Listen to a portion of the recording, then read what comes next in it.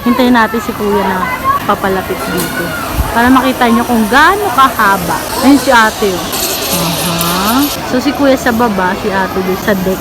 Diyan yata yung payment. Ito yung buong zipline. Tapos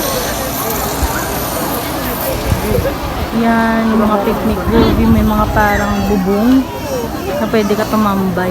Yung buong platform na to, marami siyang stalls. Doon kami galing. Ay wow, kabog. May pa-binoculars sila. Wow, may ganito palang part yung picnic grove. Ang ganda. Naghanap kasi kami ng parte na malilim kasi occupied na lahat ng parang mga nipahat. Yung may mga bubong. Dito lang kami sa mga ilalim ng puno kakain. Since may dala si Darlene sa pen tsaka pagkain, siya lang yung Girl Scout sa amin.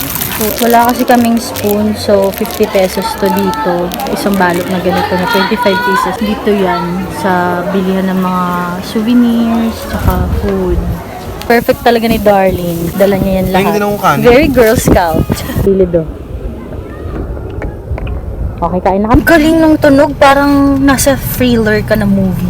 Yung may suspense, ganito. Tama. Paano naman kung magnanakaw na? Tapos nakabote. Ganun. Bluetooth mode. Ano pala ito eh?